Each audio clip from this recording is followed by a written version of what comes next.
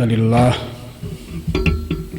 والصلاة والسلام على سيد الأنبياء والمرسلين اللهم صل على محمد وعلى آل محمد كما صليت على إبراهيم وعلى آل إبراهيم إنك حميد مجيد اللهم بارك على محمد وعلى آل محمد كما باركت على إبراهيم وعلى آل إبراهيم إنك حميد مجيد رب اشرح لي صدري ويسر لي أمري واحلل عقدة من لساني يفقهوا قولي رب زدني علما رب زدني علما اللهم رب زدني علما اللهم افتح علينا حكمتك وانشر علينا رحمتك يا ذا الجلال والإكرام قال الله عز وجل في القرآن المجيد والفرقان الحميد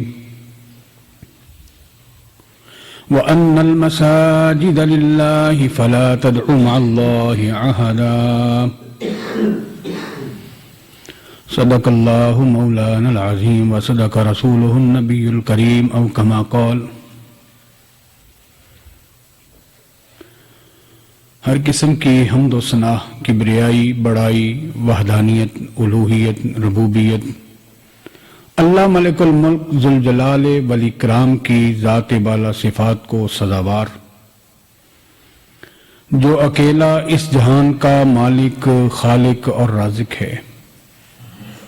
لا تعداد انگنت بے شمار درود اور سلام ہوں اس ہستی اقدس مبارک اور مطہر پر کہ جن کا نام نامی اسم گرامی محمد اکرم صلی اللہ علیہ وآلہ آلہ وصحبہ وبارک وسلم ہے، کہ جن کو رب العزت نے اس ساری کائنات میں بسنے والے باسیوں کے لیے ہدایت والا اور رہنما بنا کر مبعوث فرمایا۔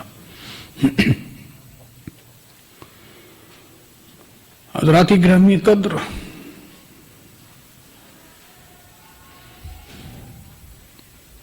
اللہ رب العزت نے کائنات میں ہر ایک چیز کو عزت بخشی ہے۔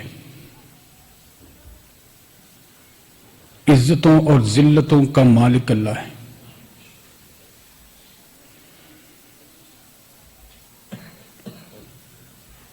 رمضان کو اللہ نے عزت دی، مکے کو عزت دی، مدینے کو عزت دی،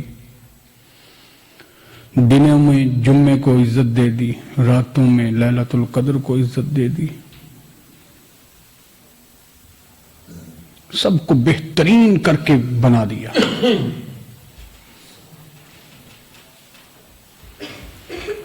پھر اللہ رب العزت نے کائنات کے اندر جو اس روئے زمین کو وسعتیں عطا فرمائی، ارشاد فرما دیا کہ اس میری زمین پر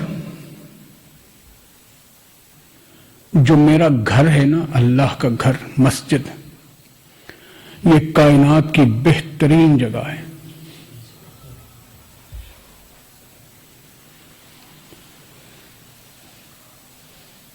رسول اللہ صلی اللہ علیہ وآلہ وسلم نے ارشاد فرمایا تھا کہ زمین کے ٹکڑوں میں سب سے بہترین ٹکڑا اگر کوئی ہے تو وہ اللہ کی مسجد ہے، اور اللہ کی مسجدوں میں وہی آتے ہیں کہ جو اللہ پر اور آخرت کے دن پر ایمان رکھتے ہیں۔ رسول اللہ صلی اللہ علیہ وسلم نے ارشاد فرما دیا کہ جو شخص مسجد کی طرف جاتا ہے، مسجد میں جاتا ہے، اس کے ایمان کی گواہی دے دو۔ مسجد بہترین ہے اور مسجد کے آباد کرنے والے اس سے بھی بہترین ہیں۔ یہ بڑی خوش قسمتی کی بات ہے۔ آپ لوگ اللہ کے بڑے ہی مقرب ہیں۔ مسجد وہ جگہ ہے جہاں پر کسی ذات پات کا کوئی جوڑ نہیں رہتا، سب ختم ہو جاتی ہیں، ایک اللہ کے دیوانے بن کر ایک اللہ کے سامنے جھکنے کے لیے آ جاتے ہیں۔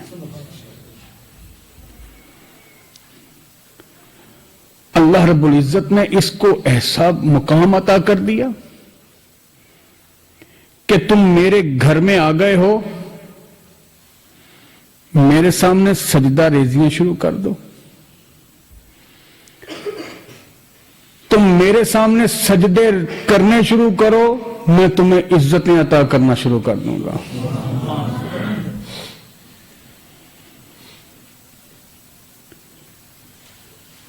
اللہ رب العزت نے پاک پیغمبر سے کہا کہ اعلان کر دو صلی اللہ علیہ وسلم کہ جو سجدے زیادہ کرے گا میں اس کے قریب ہو جاؤں گا۔ معلوم ہوا کہ جو مسجد میں آ کے نماز ادا کرتا رہتا ہے وہ اللہ کا مقرب بندہ بن جاتا ہے، اللہ کے قریب ہو جاتا ہے۔ اور پھر اللہ تعالیٰ نے نبی پاک صلی اللہ علیہ وسلم نے ایک حدیث ارشاد فرمائی ہے کہ جو میرے قریب ہو جاتا ہے، ایک قدم چل کے آتا ہے، میں 10 قدم چل کے آتا ہوں، جو پیدل آتا ہے میں اس کی طرف بھاگ کر آتا ہوں، پھر میں اس کی آنکھیں بنتا ہوں، میں اس کی زبان بنتا ہوں، میں اس کے کان بنتا ہوں، میں اس کے قدم بن جاتا ہوں۔ اس کا یہ مطلب نہیں، صوفیاء نے بہت سارے اس میں اشکالات پیدا کیے ہیں، اصل حقائق یہ ہے، حقیقت حال یہ ہے کہ اللہ تعالی جو یہ سب کچھ بن رہا ہے کہ وہ یہ کہتا ہے کہ میں آنکھیں بنتا ہوں۔ کس اعتبار سے وہ آنکھیں بنتا ہے کہ ان آنکھوں سے اللہ تعالیٰ اسے حرام سے محفوظ کر دیتا ہے، حرام چیز نہیں دیکھتا۔ اس کے ہاتھ بنتا ہے تو اس کے ہاتھ جو ہیں وہ کسی غلط جگہ پر نہیں اٹھتے۔ اس کی زبان بنتا ہے تو اس کی زبان سے کوئی گندی چیز نہیں نکلتی، کوئی گندی زبان نہیں نکلتی، وہ اللہ کے ذکر سے تر رہتی ہے۔ اس کے قدم بننے سے مراد یہ ہے کہ اس کے قدم غلط جگہ پر نہیں اٹھتے، اس کے قدم جب بھی اٹھتے ہیں اللہ کے گھر کی طرف اٹھتے ہیں۔ اس حدیث مبارکہ کا یہ معاملہ ہے۔ تو حضرات گرامی قدر، جس مسجد کے اندر اللہ رب العزت نے آپ کو آنے کی توفیق دی ہے، آدب آداب بڑے اللہ تعالیٰ نے اس کے رکھے ہوئے ہیں، اور یہ کس نے ادا کرنے ہیں؟ انما یعمر مساجد اللہ ان یذکر فیہا اسمہ، اس کو آباد کرنے والے لوگ اس میں کیا کرتے ہیں؟ اللہ کا ذکر بلند کرتے ہیں، اللہ کی یاد کرتے ہیں۔ یہ وہ گھر ہے کہ جس میں جب بندہ آ جاتا ہے تو اللہ سے راز و نیاز کی باتیں شروع کر دیتا ہے۔ یہ وہ ایسا مقام مسجد ہے کہ اللہ رب العزت نے اس گھر کی نسبت اپنی طرف کر لی۔ میں نے نہیں کہا، قرآن کہہ رہا ہے انما یعمر مساجد اللہ، وہ لوگ جو اللہ کی مسجدوں کو آباد کرتے ہیں، آپ نے آباد کیا ہے، اور کہتا ہے کہ تم میرے گھر کو آباد کرتے ہو، جاؤ ہم تمہارے گھروں کو آباد کر دیں گے۔ اتنے انعامات اس مسجد کے ساتھ مل رہے ہیں، اتنے انعامات اللہ دے رہے ہیں۔ فرمایا کہ تم صبح مسجد کے وقت میں اندھیرے میں چل کر آؤ، کل قیامت والے دن کوئی روشنی نہ ہوگی، اندھیرے ہی اندھیرے ہوں گے۔ تم میرے گھر میں فجر کے وقت میں اندھیرے میں چل کے آئے گا، میں کل قیامت والے دن تمہارے لیے نور پیدا کر دوں گا، اور پھر تم میرے گھر میں آ کے فجر کی 2 سنتیں تو ادا کر دے، دنیا و ما فیہا سے سب سے زیادہ تجھے میں عطا کر دوں گا۔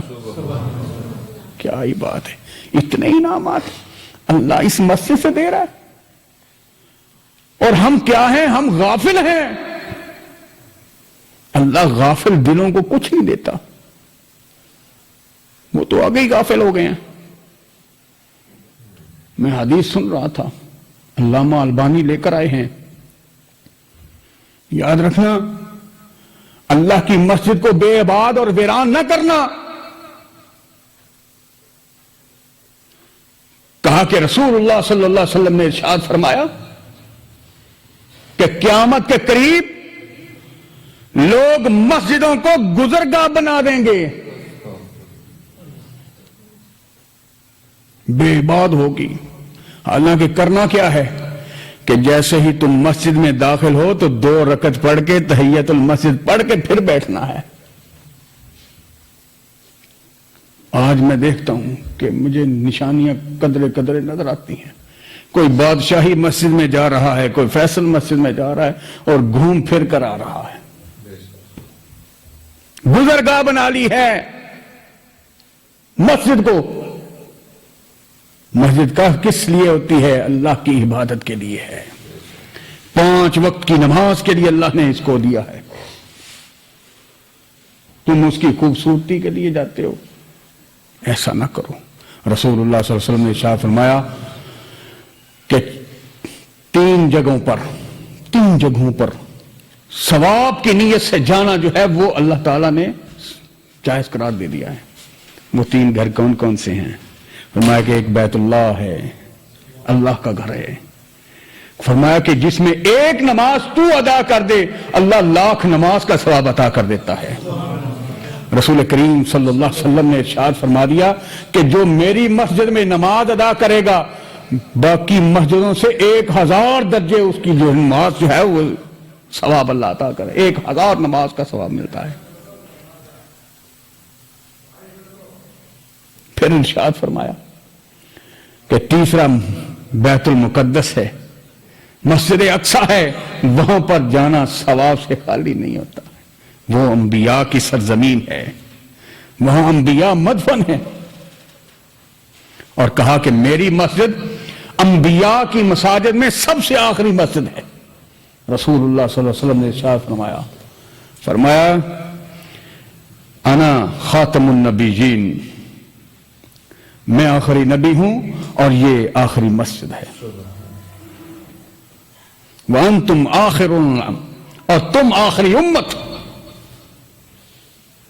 اب اس کے بعد کوئی نبی نہیں آئے گا اور کسی نبی کی کوئی مسجد نہیں بنے گی اور کوئی شریعت نہیں آئے گی، کوئی اور دین نہیں آئے گا۔ ہم آخری امت بن کر محمد کریم صلی اللہ علیہ وسلم کی آ گئے ہوئے ہیں، اور اللہ رب العزت نے ہمیں اعزاز عطا کر دیا ہوا ہے کہ ہم اللہ کے رسول صلی اللہ علیہ وسلم کی آخری امت ہیں۔ اور آخری امت کا کام کیا ہے؟ اللہ کی مسجدوں کے ساتھ محبت اختیار کر لینا۔ میں نہیں کہتا، رسول اللہ صلی اللہ علیہ وسلم نے ارشاد فرمایا ہے، فرمایا کہ وہ 7 لوگ کل قیامت والے دن آئیں گے جن کو اللہ تعالیٰ اپنے فرشتوں سے کہیں گے ان کو آواز دے دے کر میرے عرش کے سائے کے نیچے لے کے آؤ کہ جس دن کوئی سایہ نہ ہوگا۔ اللہ کے بندو اس دن سے ڈر جاؤ، 50,000 سال کا دن ہے، 50,000 سال کا دن ہے۔ ابھی یہ 60-70 سال کی زندگی بڑی لمبی زندگی محسوس ہوتی ہے، اور اللہ کے بندو وہ تو 50,000 سال کا صرف ایک دن ہے۔ اس دن میں اللہ اکبر، سورج جو ہے وہ اپنی پوری تبش کے ساتھ بہت قریب ہوگا۔ زمین کا عالم یہ ہوگا کہ زمین تانبے کی طرح پگھلی ہوئی ہوگی، زبانیں حلقوموں سے ایسے باہر ہوں گی کہ جس طرح کتوں کی زبانیں باہر نکلی ہوئی ہوتی ہیں، اور پھر پسینے کا عالم یہ ہوگا کہ پسینہ اس طرح نکل رہا ہوگا جسموں سے کہ جس طرح پتھروں سے پانی پھوٹتا ہے۔ اللہ اکبر، اس قدر سخت دن ہے، بڑا سخت دن ہے، 50,000 سال کا دن ہے۔ کیا بنے گا اس عالم کے اندر؟ اور اللہ نے کہا کہ کوئی سایہ نہ ہوگا، عرش کا سایہ ہوگا۔ فرمایا کہ جس کا دل مسجد میں اٹکا ہوا ہوگا، جو مسجد سے باہر نہیں جاتا ہے، جب بھی آتا ہے مسجد کی طرف بھاگ بھاگ کر آتا ہے، جس کا دل مسجد کے ساتھ محبت کرنے لگ جاتا ہے، جیسے ہی وقت ہو، اذان ہو، میں فوراً مسجد میں پہنچ جاؤں، اللہ فرماتا ہے اس شخص کو میرے عرش کے سائے کے نیچے لے کر آ جاؤ، اس شخص کو لاؤ۔ ذرا گرامی قدر، یہ مسجد اللہ تعالیٰ نے ہمارے لیے ایک بہت عظیم تحفہ بنا کر ہمیں عطا کر دی. یہ بہت بڑا تحفہ ہے ہمارے لیے کہ ہم اللہ کے گھر میں آئیں، اپنے سر کو سجدے میں رکھ دیں، اور جتنے گناہ ہیں تو اپنے گناہوں کو یاد کر کے روتا چلا جا، اللہ تمہارے گناہوں کو معاف کرتا چلا جائے گا. کتنی بڑی بات ہے. حضور نبی کریم سرکار دو عالم صلی اللہ علیہ وسلم کو آپ جب بھی دیکھیں گے مسجد کے ساتھ محبت کرتا ہوا دیکھیں گے. پوری سیرت کی کتابوں میں دیکھیے اللہ کے رسول صلی اللہ علیہ وسلم مسجد سے بڑی محبت، بڑے لگاؤ. سب سے پہلا کام مدینے میں آنے کے بعد سب سے پہلا کام اگر کیا تھا تو مسجد بنانے کا کیا تھا. مسجد نبوی بنائی، اللہ اکبر.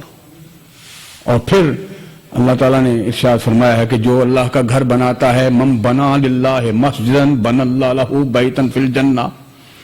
تم اللہ کا گھر بناؤ، اللہ تمہارا گھر جنت میں بنانا شروع کر دے گا. کتنی بڑی بات ہے. صرف بنانا ہی مقصود نہیں ہوتا ہے، بنانے کے بعد اس کی آباد کاری کا سب سے بڑا معاملہ ہوتا ہے. اس کو آباد کیسے کرنا ہے؟ اس میں حلقات بنائیے، اس میں دروس القرآن کا اجرا کیجئے، علماء کرام تشریف لائیں، ان سے درس لیجئے، قرآن اور سنت، قرآن و حدیث کا علم حاصل کیجئے کہ قرآن و حدیث ہمیں تعلیم کیا دیتے ہیں.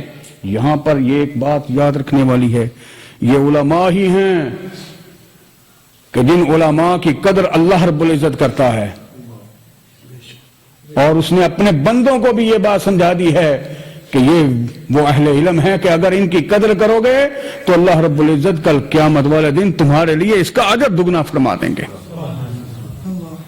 اگر علماء کی قدر نہ ہوئی، مجھے یاد پڑتا ہے میرے استاد گرامی قدر، اللہ تعالیٰ ان کے کروڑ کروڑ رحمت نازل فرمائے، ان کی بخشش فرمائے، مولانا شیخ الحدیث مولانا محمد اعظم صاحب اور رحمہم اللہ تعالی. کہتے ہیں ایک مسجد میں چلے گئے، وہاں پر پہنچ کر بڑی خوبصورت مسجد بنائی، بڑی ٹائلنگ کی ہوئی تھی، بڑی لائٹنگ کی. تو پوچھتے ہیں کہ قاری صاحب کی کتنی تنخواہ لگائی ہے؟ کہنے لگا جی 6 یا 7 ہزار روپیہ. کہنے لگا اس پر کتنا لگ گیا؟ کہ تو لاکھوں لگ گیا. کہا پر ٹائلوں سے کون نمازیں پڑھایا کرے؟ اس کی قدر اس سے بھی زیادہ.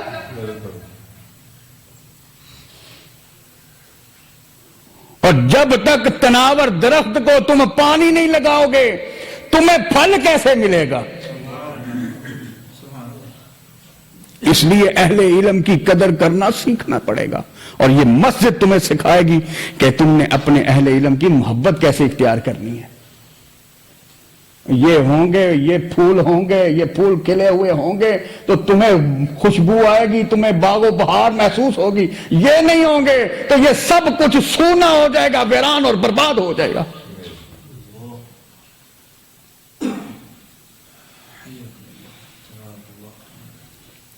حضرات گرامی قدر، اس کی صفائی کا بھرپور خیال کیجئے.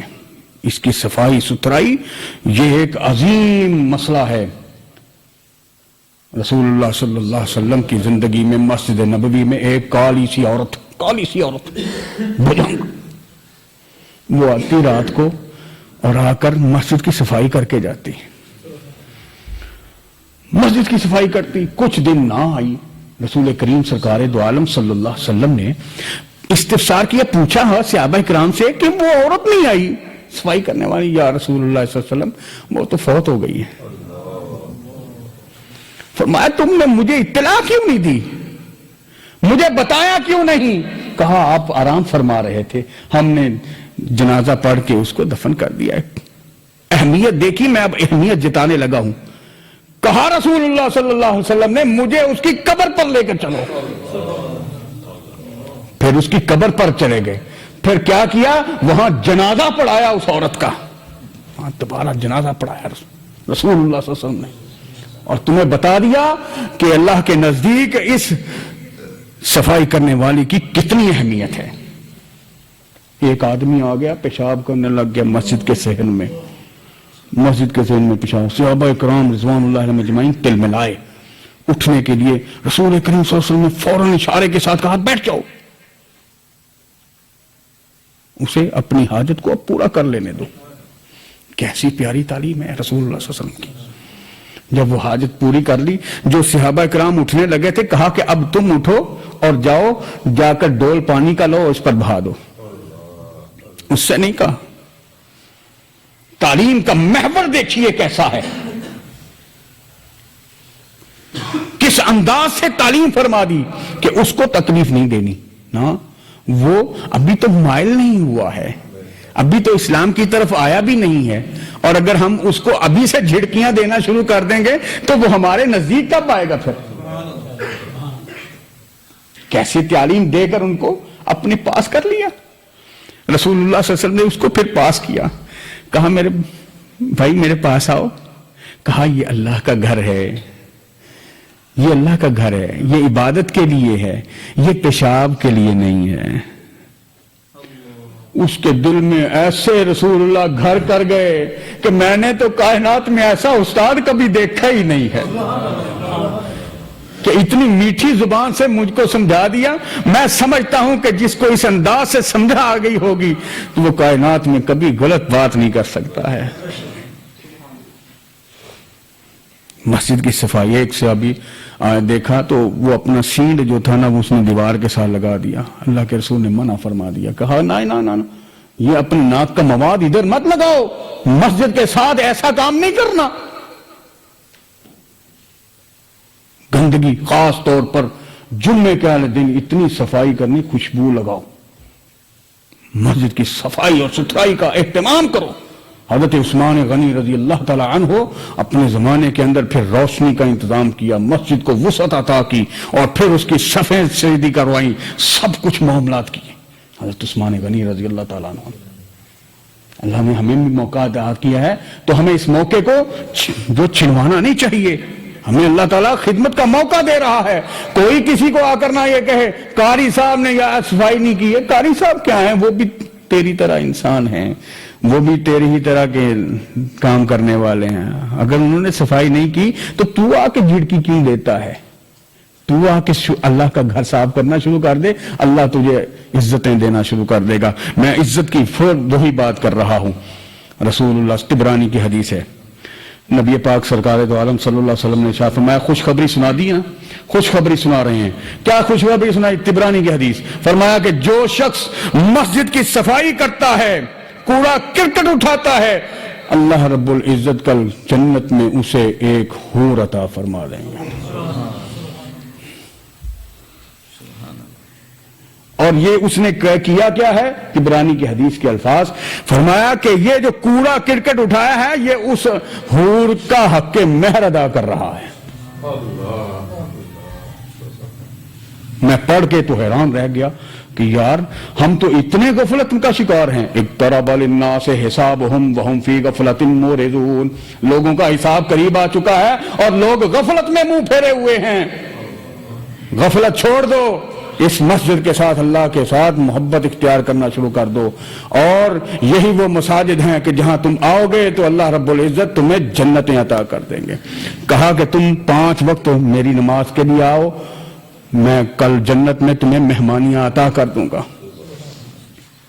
اللہ سے دعا ہے اللہ پاک ہمیں اس کی خدمت کرنے کی توفیق عطا فرمائے. اور اس کے آباد کرنے والے مولانا مجیب الرحمان صاحب میرے قاری صاحب آئے ہوئے ہیں. میں سمجھ رہا تھا کہ میں ذرا جو ہے وہ شاید غلطی نہ کر رہا ہوں, کیونکہ شیخ صاحب نے تلاوت کرنی ہے اور میرا دل بڑا کر رہا ہے کہ میں قرآن سنوں. اور کیا ہی بات ہے کہ یہاں پر قرآن کی تلاوت ہو رہی ہو, قرآن و حدیث کی بہار آ رہی ہو, آپ ساری مسجد بھری ہوئی ہو. میرے دل کی دعا ہے اللہ اس مسجد کو مزید وسعتیں عطا کرنا, اور اللہ اس میں اور ایسے فرشتے بھیج دے, ایسے بندے بھیج دے کہ جو تیرے اس مسجد کو, اس گھر کو اللہ آباد کرنا شروع کر دیں. اے اللہ جو اس گھر میں آتے ہیں مجھے ان کی بڑی خوشی ہے. میں نے بہت کچھ سنا ہے, بہت کچھ پڑھا ہے کہ جی بچوں کو پیچھے رکھنا چاہیے فلان. میں کہتا ہوں ان کو سو آگے لے کر آؤ, ان کو آگے لے کر آؤ کہ یہی وہ کومپلیں ہیں، جب کھلیں گی تو تمہیں کیسی بہاریں نظر آئیں گی۔